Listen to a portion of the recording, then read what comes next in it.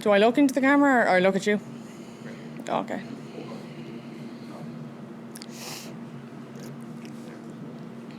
Okay, Aine Donegan, 3 under 69, and here it is, your first professional major, and you have an eagle early on in the round. Tell us about that. Yeah, I started off a little bit nervy. I was actually doing well to be 2 over through 4 holes. Made 2 good up and downs on my 3rd and 4th hole, and then I hit a driver down 15, and I had about 96 to the pin, and my coach said just play it a little bit right at the pin. It all kind of feeds down, and it's an easier putt up the hill then. And I hit this shot, and I knew it was going to be good.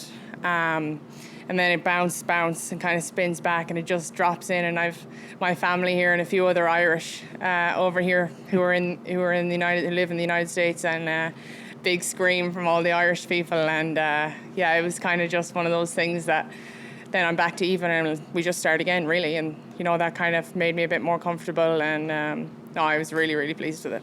And then you also picked up a birdie on the iconic 17th hole. I don't know how much history you know about that hole, but to birdie there is pretty special. Yeah, it was a little against the wind, and I knew I had about 172, I think it was, to carry the bunker.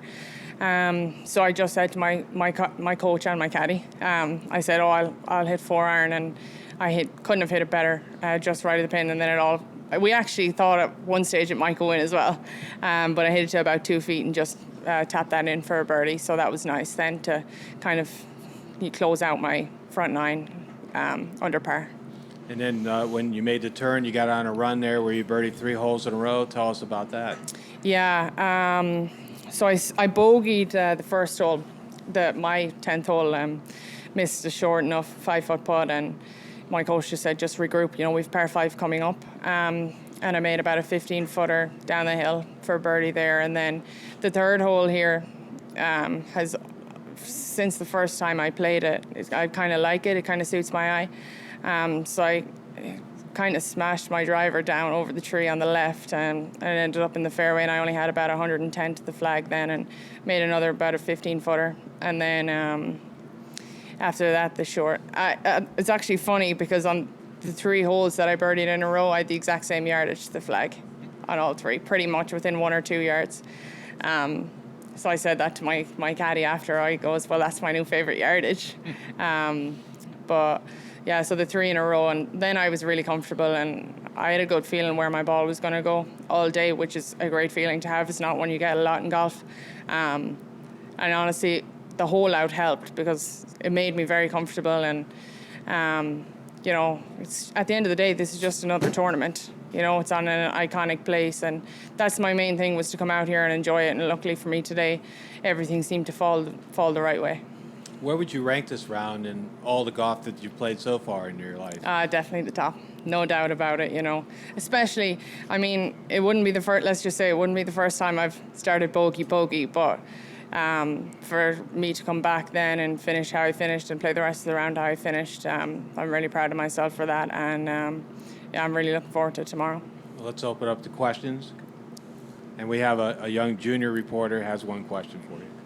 Hi. I've been here for the past few days, and I've seen everyone having so much fun. As things get more serious, how will you plan to continue to have fun and focus on playing your best? That's a great question. Just enjoy it, look at the view, look at all the people out here watching, supporting women's golf, and for such a big tournament to be played at such a big place, it would be difficult not to enjoy it out here. It's important not to take things too seriously around here. And luckily for me, I didn't today, and it kind of goes the right way when you're making sure you enjoy it and you're having fun at the same time. Thank you. Kent? You had some club issues coming into the week. Could you walk through what happened with that and how you ended up getting replacements? Yeah, so I had a team event last week in Scotland for Great Britain and Ireland. So I flew from Scotland on Sunday morning at about 4 a.m. from Scotland to Dublin, and then Dublin to Newark, and then Newark to San Francisco. And when I arrived in San Francisco, the clubs hadn't arrived. And we were traveling about at least 30 hours by then. So they told us at the airport, they're going to come the next day, and they didn't end up coming. So I sent a tweet out, and it kind of made a few headlines. And then eventually they arrived, but I had to play my first practice round with the Ping Club. Scott from Ping helped me out. So full Ping set, and I play Ping irons.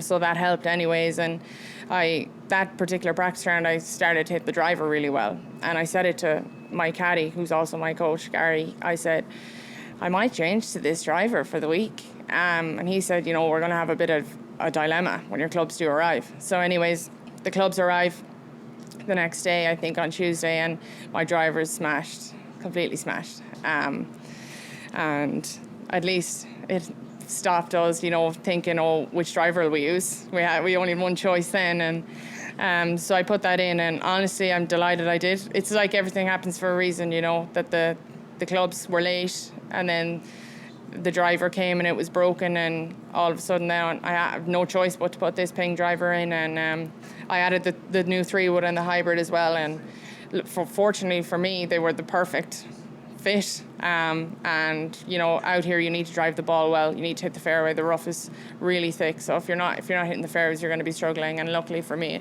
it all worked out. So how did going through that episode before your first start at a professional tournament maybe add to the nerves you were facing throughout the week?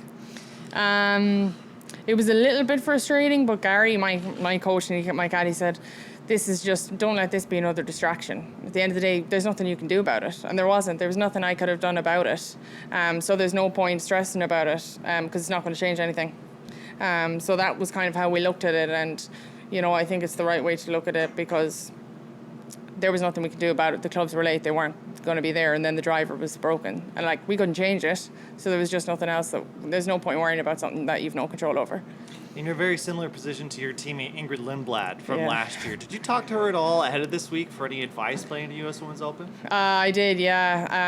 I kind of just asked her how things work, how many tickets we get and all this. And I'd love for Ingrid to have been here as well. She's just gone world number 1. But I'm delighted, go Tigers and all that.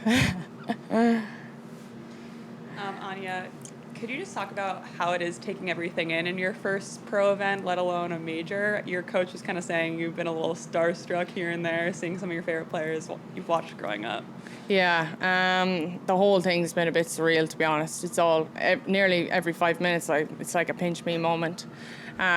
Even just walking to the putting green and, young girls asking for autographs and stuff, and it's like, that was me. And to do it at a place like Pebble Beach is, something I'll never forget. And on Tuesday I played 18 holes at Annika, and honestly it's one of the best days of my life. You can learn a lot from her, and she at the end of the day, she's the icon of the game, the GOAT of the game. That was really, even just to play 18 holes at Annika, and then at the US, in a practice round for the US Women's Open at Pebble Beach, is just, the whole thing has kind of been like a pinch me moment. And I can't thank, my coach Gary enough, my college coaches Alexis and Garrett, my parents. I wouldn't be here without a lot of them. My teammates at LSU, I hope they're watching. And all the people who've helped me get here, I wouldn't be here without them. Is there anything that Annika said to you during that practice round that stuck with you? Yeah, actually, this one really stuck with me. I asked her on one of the holes, I said, how many US Opens have you won? And she said, 3. And I goes to her husband, very casual, just 3, That would be the one thing, she's so down to earth. One of the most down to earth people, and, just her way of even just speaking to people, and, she was just as nice to me as she was to my parents, as she is to probably every other professional on the tour. It's like nobody's above anybody else, and, just that, even just how she socializes with people, I learned a lot from. Anya, you talked about having so much support. How much does that mean to you to have that out here today, to have your coaches and family out here? Yeah, incredible, and the crowd kind of kept getting bigger as I kept going. But even just when I held out, there's a huge cheer, and there wasn't that many of my fans, my family and friends here. And then, I was walking on to the 7th, my third last hole, and so all I hear is, "Oh, well done, Anya." And then I look over and it's guys wearing big Irish jersey. You know, obviously there's a lot of Irish in San Francisco, and a lot of them came out today, and I'd be hoping to see a lot more tomorrow because it does help. It really does help. You know, it kind of the cheers kind of just spur you on a little bit, and no, it's great. Was there any feeling of like playing back home in Ireland, playing out here with the layout at Pebble? Yeah, it is. It's a little bit like links. It's not exactly like it, but just in terms of even wind, like I loved playing the wind. I'd actually like if the wind would pick up a little bit. Like the qualifier I played to get into this, it was extremely windy. And I tend to play better in the wind. Yeah, it's a little bit like it in terms of as well its distance. And for example, on the 7th hole today, it was about 110 and it was kind of against the wind and you kind of had to flight it down, which I think is a great thing for me that I'm able to do that in the wind. And I've heard the wind is going to pick up again throughout the week. So in that sense, like growing up in Ireland and playing courses in Ireland has really helped. Was there any conversation you had after your bogey start to settle into the day? Not really, to be honest. Just keep plodding away, you know. The second hole, the first hole I just missed a short putt, and then the second hole, if I was a yard further, it would have been really close. And it just went into the bunker. So I made 2 really good up and downs on my third and fourth hole, which kind of made me a bit more comfortable. And then to hole out was kind of made me really enjoy it then after that, because I was a little bit kind of scared I was going to go really high there after my start. But, you know, it wouldn't be the first time I've gone bogey, and it won't be the last to start. So, Last question. What did you know about Pebble Beach before you came here? And what was your greatest challenge out there today? I've been here before. I was in the kind of San Francisco area, and I came down with one of my friends from back home and her uncle, and we went for lunch here and stuff. But it was kind of dark at Pebble. But just even walking around when it was dark was amazing. And I got a woolly hat from the shop, Pebble Beach. That was nearly 2.5 years ago now. And I mean, everyone knows what Pebble Beach is like. You play it on simulators all the time. You see so many iconic shots from the pros out here, and that's what my thoughts were. I knew it was going to be difficult. US Women's Open, they're not going to set it up that easy. And the most difficult thing out there was just staying focused, keeping with it, you know, not getting ahead of myself, you know, playing until the very end. And, you know, just even when I went 1 under through 9, my plan was to keep going, you know, don't be happy at 1 under, keep trying to make more birdies and, keep with it. And luckily for me today, you know, it kind of all fell into place. Thank you for your time. Thank you.